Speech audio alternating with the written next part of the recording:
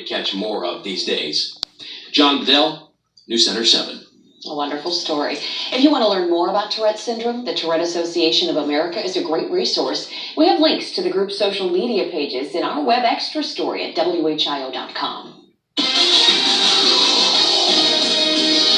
Chief Meteorologist McCall Vrydaghs looking ahead to the weekend, and a little bit of a concern you have. Yeah, and that's because we're going to be dealing with some strong thunderstorms coming in, and one or two of those storms could become severe. And we'll talk about what the risks are going to be and the timing of that as I take you through the next couple of minutes. But first, I wanted to show you where we've got that marginal risk. Of course, that is on the lowest end of our categories, and the timing of these storms coming in is a good thing for us because that means we aren't expected to see as strong or severe thunderstorms as you would potentially see if you were to the south and west of the Miami Valley. For us now, we are all quiet. We've got high pressure that's taking over, and that's giving us a dry forecast for tonight, and is actually keeping this system to our south with rain coming down in central parts of Kentucky.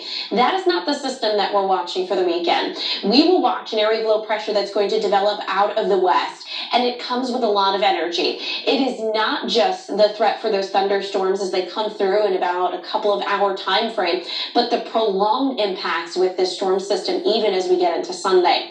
Our severe weather outlook, as I mentioned, we have a marginal risk, and it's mainly into Saturday evening.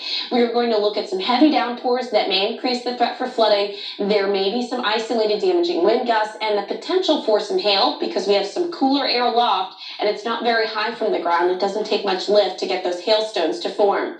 But then again, outside of any strong or severe thunderstorm, we're going to be dealing with prolonged strong winds. In fact, winds may gust up to 50 or 60 miles an hour Saturday night into early Sunday. And we're going to keep the gusty winds around all day long on Sunday. So what that's going to do is increase the threat for some power outages. I'd put us into that high potential because we're going to have those prolonged strong winds plus any saturated ground. And we had a lot of rain and snow just in the last couple of days, that the moisture content within the ground itself is quite high. So it's not going to take a lot of wind to start to bring down some of those smaller trees and those power lines as well.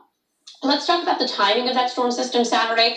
We'll see a few sprinkles potentially before daybreak and a few hit or miss showers through lunchtime. But it really ramps up as we get towards Saturday evening around dinner time. And this timing may alter in the next 24 hours, so keep coming back for updates. But look at the heavy rain. These will be coming in with strong wind gusts, perhaps that embedded stronger thunderstorm that lasts through the evening hours. There's 9 o'clock. Once we get towards midnight and thereafter, we'll watch that the rain chance is diminishing, but those stronger winds do remain.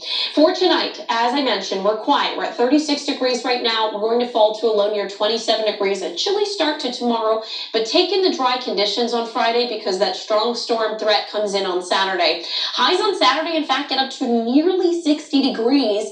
And then on Sunday, we'll start in the 40s. We'll be in the 30s by the evening. There may even be a few snowflakes around. On Monday, 38 degrees, a cooler day, but it's near normal for actually where we should be this time of year. 44 degrees on Tuesday. Be sure to tune in tomorrow morning at 4:25 with meteorologist Kirsty Zontini. She'll have the latest on the timing and the threat for those storms on Saturday. Soon you could see a jump at the pumps. How much more money this could cost drivers as soon as July. Storm Center 7, always tracking, alerting you to dangerous storms.